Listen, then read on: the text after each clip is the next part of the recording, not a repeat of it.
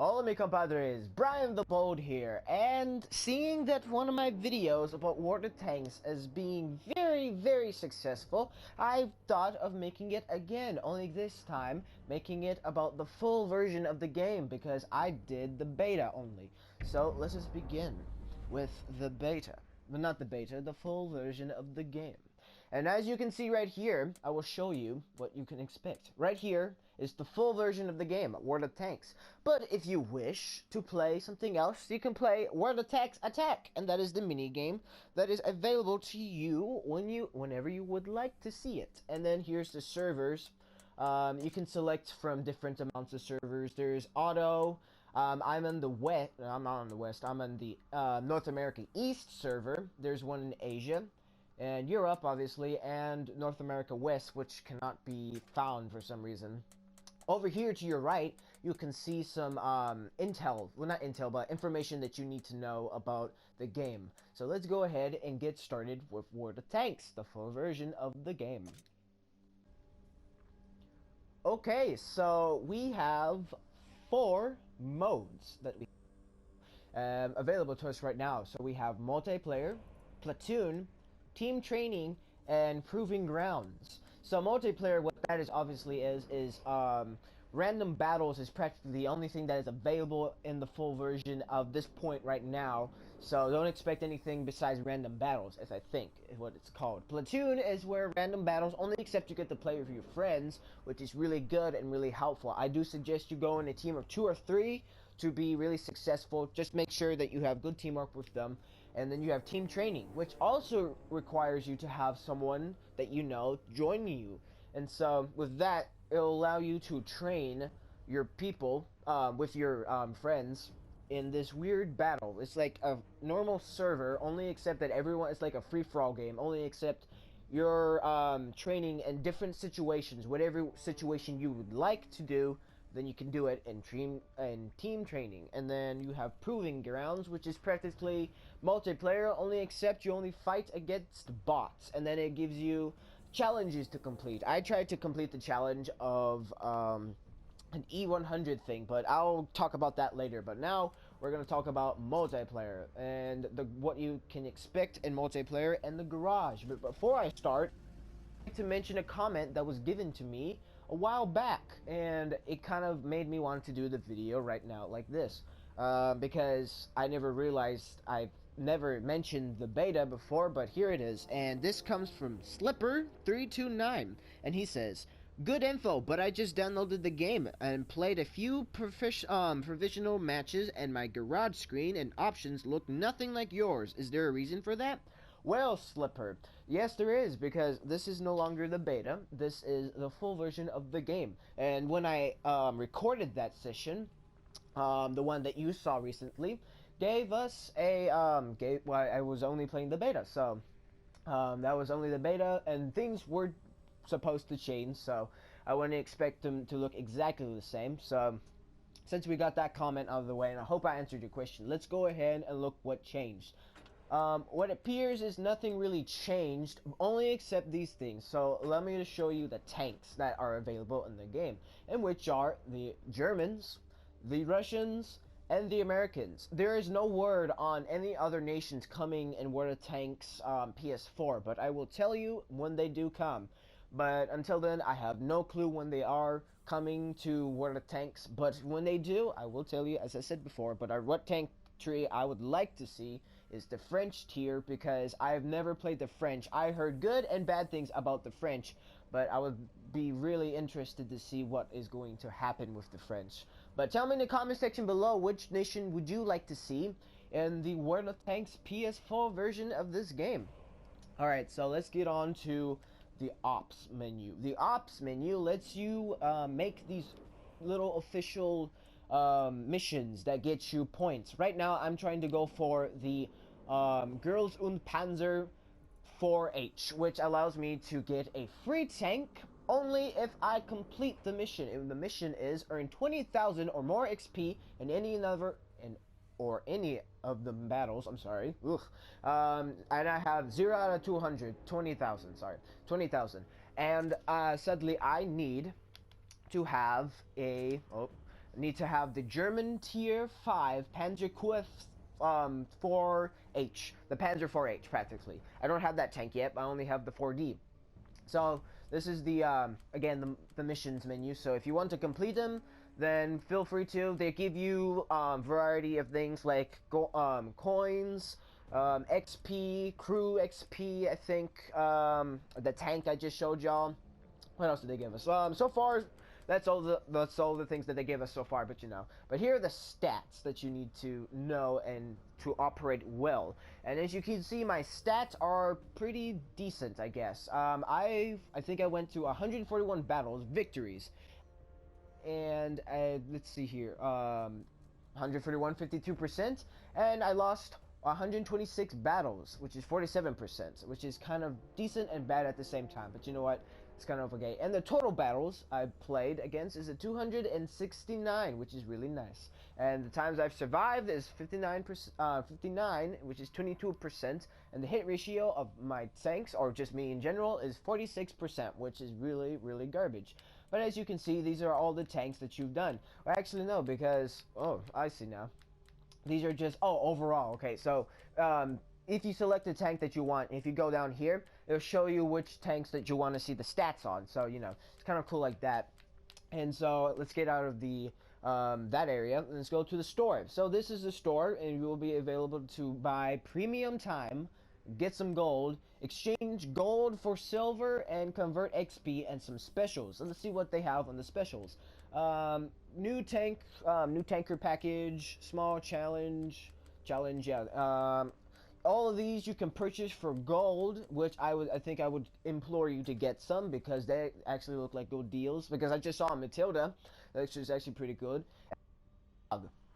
And this is where you can see all the news that come from where the tanks, or just anywhere in general. So you get to know a lot of things and bases. Now let us go back to the garage and do some spectating of some of the tanks. I won't do any battles yet because I'm not quite prepared. But let's view a tank, shall we? Let us review the 4D. As you can see, when you select it with the D-pad, you can see the tank itself. With the right analog stick, the right analog stick, you can turn around your tank and see the different angles of it. The armor, I cannot tell the armor how much it has, so I think I would have to go on the open details, which is triangle. You touch that and it shows you all of the details that you need. So it appears that this thing has 30 millimeters in the front, and 20 on the side and 20 in the back, which is not that bad. But you can see all the equipment that you have, and you can switch around stuff. But the modules, it tells you everything there. I have the 7.5 centimeter Kioff 40 something, and you can see the rounds are available to you right now, and then you can see the consumables and equipment. But right now I don't have any equipment, but I will go and talk about it. Here are some things that are very important. So I'm going to just go and show you first, and then I'll talk about them. But I'll probably need to talk about them in a different video. But here you have the packages, which will upgrade your tanks. The crew, which will upgrade the crew in your tanks. The supplies, or the consumables that are required to that will help you in battle. Like if you get one of your crew members killed, you can use an aid pack to heal them, or your track is down, or you just got ammo wrecked, but you didn't completely die. You can fix that. But the problem is that you can fix only one module, so you have to pick wisely. If you got more than one module injured, you really have to be careful. So let's go and see what we have with the modules, since we already have since we're already talking about them. And so we have a small repair kit, a small first aid kit, and a manual fire extinguisher. And let's see what we can buy. Click that with X, and then you can see a large repair kit, which costs 50. So all of these right here cost 50, unless this one right here. This one costs 5,000. After that, you can see the other ones that cost 50. Right now, you can buy a lot and put them in reserve, so when you are in battle, you don't have to keep paying for it because you already had some. So if there's special offers available to you when you're wanting to buy, I suggest you try getting some at that moment, so when it's time, when the offer is over, you'll have a lot of supplies. And sometimes the offers can be good, sometimes can be bad, but you might not know, so you got to be ready. And speaking of currency, up to the top of the right of the screen, you can see the currency right now. And as you can see, I have a 150 gold coins, which can be purchased by real currency or by winning it. But so far, there's no missions available.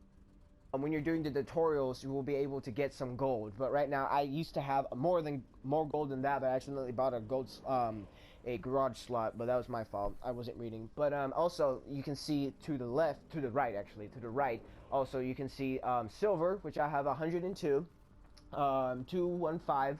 I can't pronounce that correctly, sorry. And we have free experience. Free experience is 79, and what free experience does is that it allows you to get all the experience accumulated from all the tanks and spend it on whatever tank you want. So when the experience you get on a tank, first off, you get experience on that tank only, but the free experience is different from the experience that you get with the tank, and which that allows you to do is actually, you know, again, spends it on whatever tank you would like. So that really does help a lot. So if you're dealing with a difficult tank, then I suggest trying to save up on some free experience so you can move along with that tank.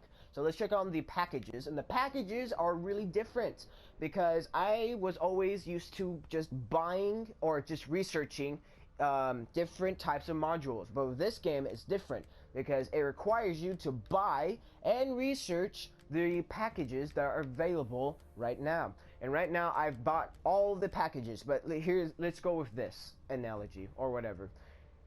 If I didn't have that one, the one that is highlighted orange, if I didn't buy that, then I would have to research it first. After I researched it, I would need to get some money and buy it. Technically, it's going to cost you more, so War Gaming is actually picking up with the whole grinding system, so you're going to have to work harder in this game to actually upgrade your modules. Right now, in low tiers, it's not going to be too much, but in the tier 5 battles, in tier 5 tanks as well, it's going to be really difficult. So if I were you, I would be really, really careful with what you spend and what you buy. Be smart with what you buy as well, so be careful with that. And know how much you have to spend on a tank, because you could have just enough, but then the ammunition might come and you might not have enough, so you have to go in another battle. So this game is practically, you have to grind a lot. And so let's go to the crew right now. But yeah, this game requires you to grind really, really a lot, you know, pretty much. Alright, so let's go to the autocrows. Pretty much I mispronounced that. You can see right here, these are the crew. We see the tabs skills and perks, reassign, tank mastery, and dismiss. I believe dismiss means that you want to delete that crew, which I'm pretty sure you don't want to do that. At least I don't think so.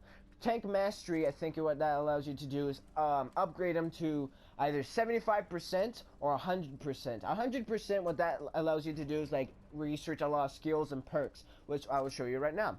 And right now I am at nowhere to the point of getting anything, so I can't really focus everything on that, but each crew member has their own special abilities. So let's go for the all skills unowned, and then we have the commander skills, the driver skills, the gunner skills, the loader skills, and the radio operator skills. Not all tanks have these crew members, but some tanks do. But some tanks do not, because they have different slots of crews where they can fit in. So sometimes it might be, obviously you're going to have the commander all the way, because the commander is the most important part, kind of the tank, because he can see everything. But if I were you, if you want to upgrade a perk, Sixth Sense, because what Sixth Sense allows you to do, it enables the commander to identify whether the vehicle has been detected by the enemy. Now this is a very, very important one, because you need to know when you've been spotted, because in this game obviously you have artillery, which is very dangerous. So if I were you, get that perk as soon as possible and you'll be fine. So, and also in each nation has its own crew member, so I don't think you can put a German crew inside an American tank and vice versa. So I'm pretty sure that works like that, I think. And then let's go for equipment. Equipment allows you to better your tank, kind of do some small upgrades, like the binocular telescope, which allows you 25% view range for a stationary vehicle up to 500 meters. and then you can get a medium caliber tank gun rammer, which is minus 10% of load time, which is really helpful.